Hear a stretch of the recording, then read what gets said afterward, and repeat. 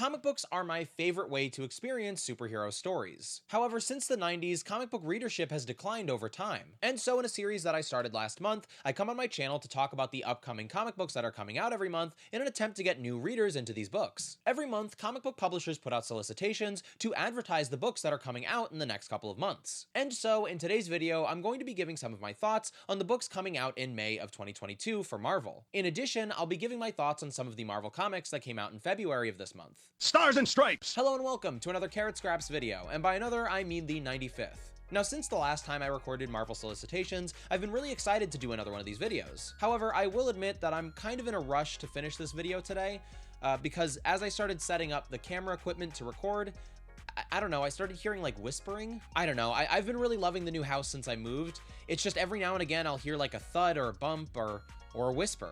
I don't know, maybe it's all in my head, but I just want to get out of this room and back upstairs as soon as possible. But that doesn't mean I'm not going to give my full enthusiasm for the upcoming books coming from Marvel, because if you couldn't tell, I'm a pretty big Marvel guy, and I like the new Marvel books, what can I say? But as a quick reminder to anyone who's interested in the comics I'm talking about today, don't forget to pre-order the comics that you're interested in, and to check out the solicitations to see the other books that I didn't mention in this video. You can always subscribe to new comics at your local comic book shop, or you can check out websites like Comixology. Anyway, without further ado, let's start talking about Marvel Solicitations.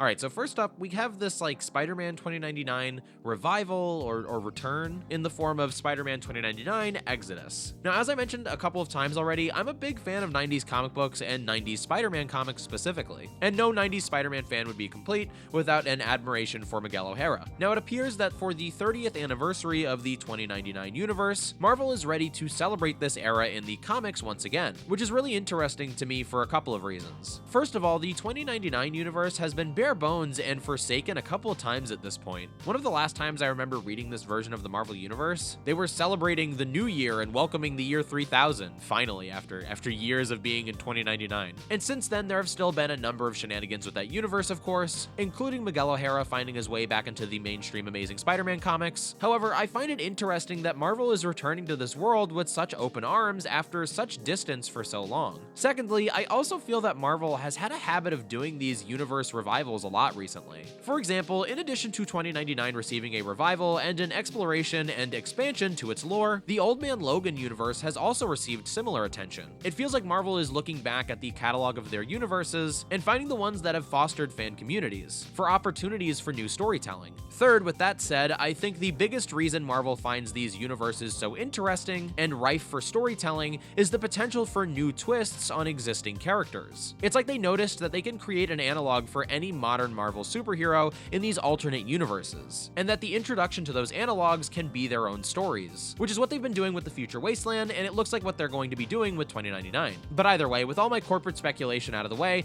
I'm definitely excited to return to this continuity. I know that they'll make changes to what we know and potentially retcon and make continuity errors, but that stuff comes with the territory, unfortunately. I'm just happy to see the 2099 universe again, and I'm curious to see what they'll do next. All right, everybody, let's dial it back.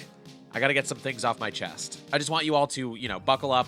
I'm gonna rant for a little bit, and I hope that's all right with you. So since the success of Spider-Gwen, I've noticed an increase in what I like to call blender characters. Blender characters are, of course, when a superhero publisher puts two popular characters into a metaphorical blender together to create someone new. Now, I personally think that this type of storytelling, while it can be fun, is pretty close to the bottom of the barrel for me. However, it seems in this world where people are upset about Falcon becoming Captain America, that a book called Gwenverse receives no resistance at all. And I think that's really odd, because I think this is a ridiculous idea for a comic. A comic book about one of Peter Parker's exes, traveling the multiverse visiting versions of herself mixed with other superheroes, who mostly originated from a variant cover month. I just, think that Falcon becoming Captain America is awesome, and this is ridiculous. Now, with all of that being said, I'm willing to accept when I'm wrong about a Blender character. There are a handful of Blender characters that are extremely unique,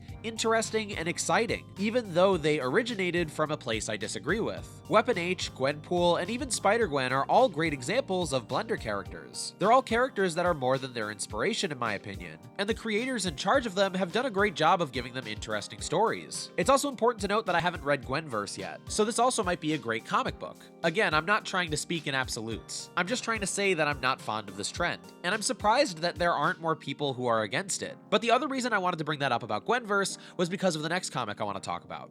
I absolutely love What If. Not the MCU show, although I did like that show. But I'm talking about the original What If comic books from Marvel. What If presented a really fun, risk-free playground for writers to tell bizarre new stories featuring iconic characters. Characters that typically would be handled with safety gloves. Now yes, occasionally we'd get a new character in the same family as an existing one, like the iconic juggernaut that is Spider-Girl. But most of the original What If series was built around concepts or exploring choices. However, coming soon, we're getting a series of What If stories focused exclusively on Miles Morales, Spider-Man. More specifically, it seems as if these what-if stories are putting Miles in the mantle of other heroes. To me, this feels further from the original What If series that I loved, and closer to a vehicle for Blender characters. This line of comics feels more like a variant cover month or Miles-verse than it does What If. So again, I reiterate, this is a trend I'm not a big fan of. Now let's complete the circle and round this conversation out with some more disclaimers. To be clear, if you like Blender characters or this form of storytelling, that is okay. I am not making a quality judgment on your opinion. I'm mostly trying to express that I don't like this trend and why. If there's a large community of readers who like this specific type of story, I think that's awesome. In fact, I hope that there's a dedicated fan base for these Blender characters. I'll also admit that as a base character, I like Miles more than I like Gwen Stacy. So generally speaking, it's more likely that I'll enjoy a Miles Blender character more than I'll enjoy a Gwen one. Again, even though I have these opinions, it's entirely possible that I'll still enjoy these stories. In fact, I think it's highly likely. But even if I enjoy the story or the meal that comes from the blender, I'm still not a big fan of the way that meal is made. Is that a good metaphor? Am I making a good metaphor here? The other thing about these new What If books specifically is that I personally think that What If should be more than just what if this superhero was actually another superhero? You know, what if Captain America was Dr. Flash? Again, to me, What If revolved more around concepts and choices. I'd be way more excited if these Miles Morales What If stories were titled something like What If Miles was an assassin, or What If Miles went to space, or What If Miles didn't come to the 616? I think What If stories that start from there are way more interesting to me. But again, those are just my early thoughts. There's no way for me to know the actual quality of the book until the comic comes out. And even with all my reservations, I'm curious to check these books out when they drop.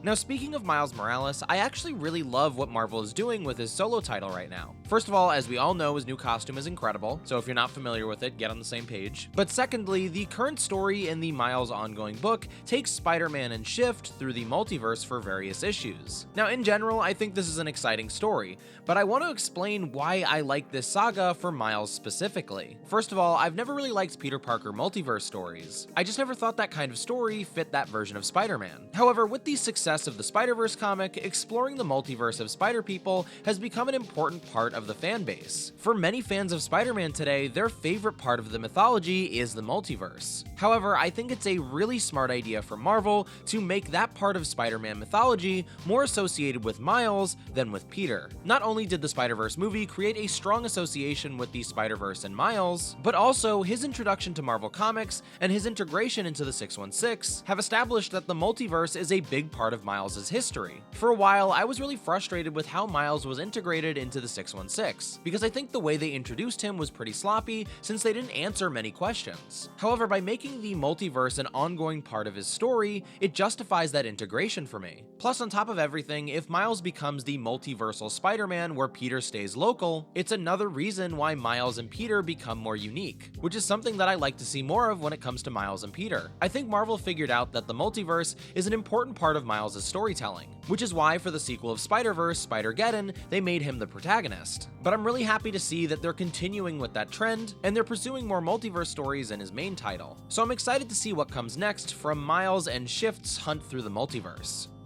This month I asked on Twitter what Marvel Solicitations my followers were looking forward to the most. And my good friend @HoarderGamer had this to say: New Fantastic Four and Thunderbolts for me, which are two books that I'm also looking forward to. Especially Fantastic Four, but let's talk about Thunderbolts today. Now, the new Thunderbolt book is interesting to me for a couple of reasons. First of all, in my opinion, generally speaking, the Thunderbolts team always had a dark streak to them. These were not nice superheroes or polite crusaders. Oftentimes, they were completely the opposite. Many of the prominently featured different Thunderbolts over the years were active criminals. And I can't help but noticing that this new version of the team seems to be far more optimistic and energetic. But perhaps the new version of the Thunderbolts is more heroic so that the Savage Avengers can fill the dark and grumpy quota for Marvel. The other reason this book interests me is that it's a mini instead of an ongoing. I think it's possible that Marvel understands that there's a different perception of the team than what they're going for. And so I think that they might be testing the waters to see how people react to this new version of the Thunderbolts. And if this mini is successful, then they will continue on to an ongoing series. Lastly, I'm very excited to see Hawkeye in charge of a team again. Clint has kind of taken the back seat in various teams over the past couple of years, even though at the same time, he seems like he's been gunning for leadership positions for a while. West Coast Avengers and New Avengers are two examples of him being on a team,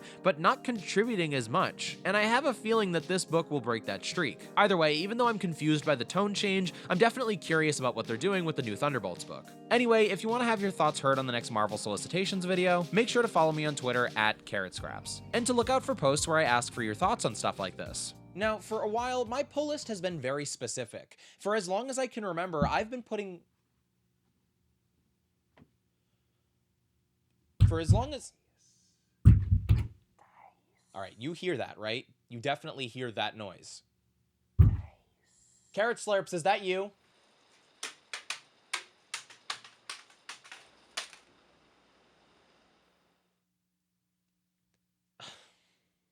I don't want to pick that up, but you know I have to.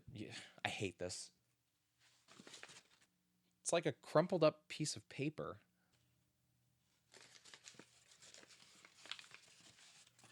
Why must you play these games? Day after day without a single mention of the detective, yet you celebrate the false majesty of the marvelous. Change your trajectory soon, and I'll consider altering my agenda. From the shadows, the Twilight Informant. I don't know what this means.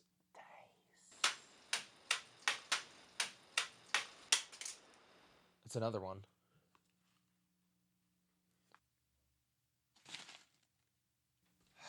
Let's look at this.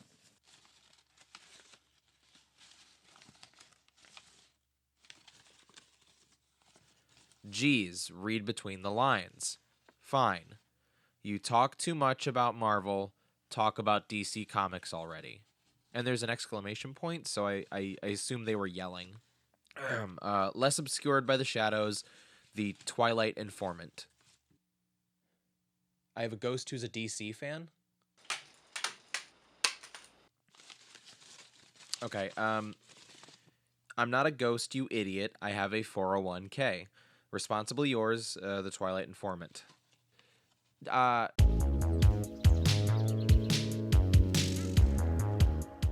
Okay, so taking the advice from the Twilight Informant, let's talk about more general comic book news this month. Now, one of the biggest things to happen this month was the merger between Amazon and Comixology, something that had been on the horizon for a while, but had drastically changed this month. Now, if you don't know, Comixology is a service that allows you to read comics digitally. However, some time ago, Amazon purchased Comixology, and so if you wanted, you could choose to link your accounts together. Until now, Comixology has been like Twitch. Amazon owns Twitch, but to visit that website, you don't need to go to Amazon. However, as of this month, Amazon made this controversial decision to merge Comixology and Amazon together. So essentially, when I try going to Comixology.com so I can look at my library, I'll be linked to Amazon instead. And a lot of people, including myself, have been very frustrated with this change. The biggest reason being is that it's not easy or intuitive to find your library of comics anymore. In addition, it's not easy for you to find new comics to purchase. Speaking from experience interacting with the new website, it feels like comics are being deliberately hidden from the user. Now, maybe that's not the case, and I desperately hope that it isn't, but that's how it feels when I use this new navigation. In addition, the new browser reader is awful in my opinion. Almost everything that I like about reading digital comics on the browser is missing now. The guided view really doesn't zoom in on artwork enough for you to read it, and splash pages look terrible. It's surprisingly really bad. But I will say that using the Comixology app on my tablet isn't as different as using it in the browser. I think that experience is much more straightforward and much less alarming than the changes to the browser version. Now, I've seen a lot of really well-written responses from loyal Comixology customers who are frustrated with this change. Customers who are now reconsidering the service altogether. Now, I've recommended Comixology for a while now, because I genuinely thought that it was a fantastic option for people to read comics if they don't have a way to buy physical comics near them. However, with this change, I might be considering that recommendation soon. As for right now, all I can say with certainty is that the browser version of Comixology is almost unusable. And if you're using Comixology on a tablet, it's not nearly as bad as the browser, and that should be the preferred experience. I'll give an update on my thoughts as time goes on, but as it stands, I'm really worried about the future of Comixology. I used to use the browser a lot, and now it feels like it's fighting me to find my own collection of comics that I spent my own money on. And with all of these changes, even if things do go back to normal, I'm definitely more hesitant to purchase digital comics. So those are my suggestions for now with Comixology, but just keep in mind that as new information comes out, my opinion will definitely change. And if I can speak directly to those of you who made this decision at Amazon, please reconsider. You're actively pushing people away from this service, and I don't know why, but I really think that it should be reworked to help readership grow in the future instead of diminish. You should be able to send that message to Amazon, right, Twilight Informant? Feel like that's up your alley, you know? Communicate via crumpled note to the giant company. Let me know how that goes. In other news, and tremendously more important, the show Arthur concluded this month after 25 years on air. Now, Arthur was an educational children's cartoon that I actually watched a lot as a child. But why is this in comic book news? Well, in the final episode, an adult Arthur reveals his first graphic novel, one that chronicles the stories featured in the show. And I don't know, I just think that's really neat. I think it's awesome that a show meant for kids is showing someone becoming a comic book creator as a legitimate career. In addition, it's just cool that I can say the character I grew up watching became a comic book creator when they grew up. I really wasn't expecting that and was genuinely surprised when I saw this clip from the final episode. So yeah, I think that's definitely worth talking about in the comic book section. And to loop all the way back around to superhero comics and to please the Twilight Informant, let's talk about DC Comics. DC made a very special announcement this February that Justice League Jurassic will be a comic book coming from them soon. A comic where the iconic DC superheroes of the Justice League, such as Superman, Batman, and Wonder Woman, are humanoid dinosaur people. Now, is this what the majority of DC superhero fans want? I can't say, honestly. I don't know. But is it what I want? I also can't say. I'm kind of 50-50 on it. But I think the answer is yes, right? Obviously, this is a super bizarre idea, and I think it's meant to catch headlines. Generally speaking, unless the world of superhero comics does something big, like an event, changing a mantle of a character, or something odd like this, they don't get a lot of coverage in the mainstream media. So I think a book like this is designed for that. However, I'm always down for fun and over-the-top superhero stories, and it really seems like they collected an interesting creative team to make this book cool. In addition, superhero comics have somewhat of a history with replacing their iconic superheroes with animal versions of themselves. Need I remind you of JL Ape? Or the Ape Vengers? I don't think that's what they were called. There were just so many ape versions of superheroes in the early 2000s, and I don't know what was up with that. Let's also not forget Spider-Ham, entire universes of just animal versions of these iconic characters. So yeah, I feel like this Jurassic Justice League is definitely a surprise, but not as surprising as you might think. Last thing I'll say about the book is I like how bizarre the dinosaurs are. Like, instead of looking like traditional dinosaurs,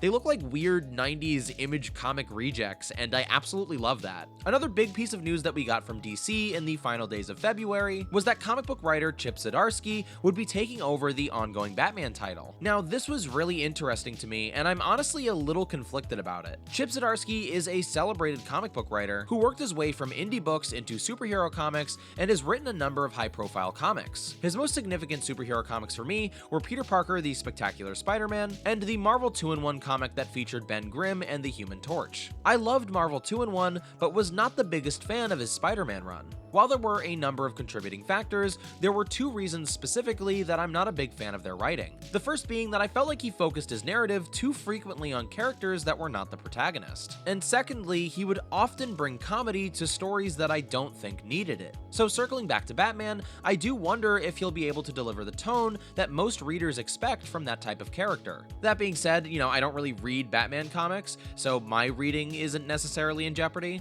but it's just something that I'm curious about given the expectations of the character and the history with the writer. But who knows, maybe Zdarsky will bring an interesting rendition of Batman to readers who didn't know that was even something that they wanted, and I'm always down for something new and something interesting. Anyway, I talked about DC, so I hope that makes you happy, Twilight Informant.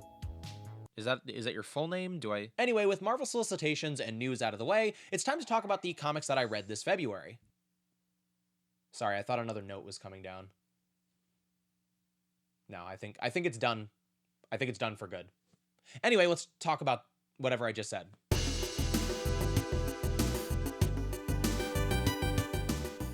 Savage Spider-Man #1 is the first part of a mini that is actually the sequel to a previous mini called Non-Stop Spider-Man. In the sequel, we see the aftermath of the previous story, where Spider-Man finds himself stranded on an island called the Isle of the Damned. However, he's not just stranded, he's also been transformed into a human-spider hybrid. This first issue establishes a number of characters and plot lines, including Baron Zemo and mysterious memories. Memories that don't belong to Spider-Man, but now call his mind their home. The majority of the story is told visually with very little dialogue or narration, with the addition of large primal words on certain pages, words echoing from the psyche of this twisted version of Spider-Man. And so the majority of the comic features Spider-Man running across the island, hunting anything that lives. The issue ends with Spider-Man spewing a strange red substance on various victims, which appears to enslave them and put them under his control. So what did I think of Savage Spider-Man #1? Well, I enjoyed it. First of all, I really love the artist on this comic.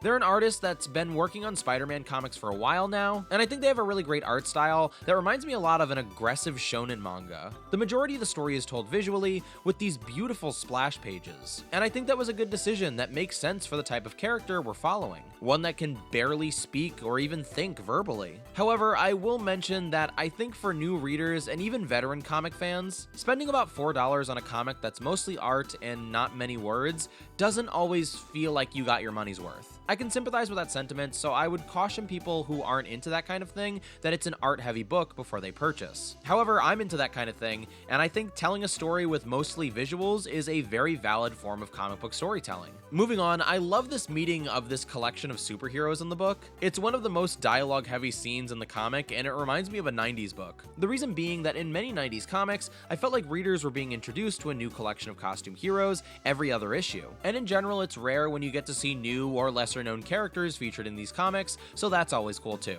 Speaking of new characters, we also get to see Baron Zemo in this comic, who is definitely not a new character. Zemo definitely has some funny lines in this book, and he's illustrated beautifully. However, I wouldn't say he's necessarily written consistently with his previous interpretations. But I'd argue in general that happens to this character often, and isn't only a problem for this writer specifically. I'd say it's more a Marvel editorial problem. Lastly, even though it's a cliche, it's nice to see Spider-Man fight these savage urges that would otherwise force him to commit awful acts. I also like how monstrous Spider-Man is in this comic. We've seen Spider-Man become more spider than man in the past, but we rarely get to see this version of him where he has like the giant spider butt. Normally he just has like man legs that are hairy. And I don't know, I just think that's really cool. I also like how many plot threads the first issue sets up. Why do I always say lastly and then I talk for like 10 more minutes? I gotta rework these scripts. I think even though this comic is mostly visuals, it does a good job at hooking readers who want to know answers to these questions. And to find those answers, they'll hopefully buy the next issue. So in the end, I thought Nope, that's Savage. So in the end, I thought Savage Spider-Man was a 16 out of 20 in terms of quality. But in terms of accessibility, I'd say it was an 8 out of 20. I'm not saying you can't read this book if you don't typically read comics. I'm just saying that if you didn't read Non-Stop Spider-Man, you're gonna be pretty lost for a lot of the story. But it's also not impossible to follow. I don't even know what to think about all of this. You know what I mean? I feel like I'm having a strange time in this house. You know what I mean? I feel like this is weird. I mean, it wasn't a bad message. I love DC Comics. I guess I'll focus on more DC Comics. It's just who sent me this?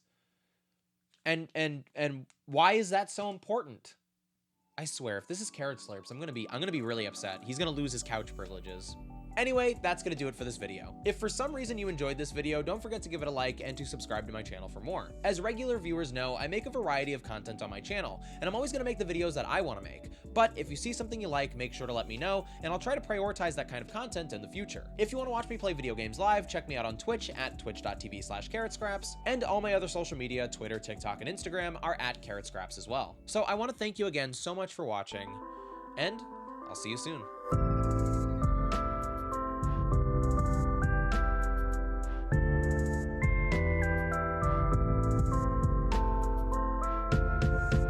Stepped on my phone. That almost happened to get to this shot. I almost stepped on my phone. It was my fault, but I blame the shot.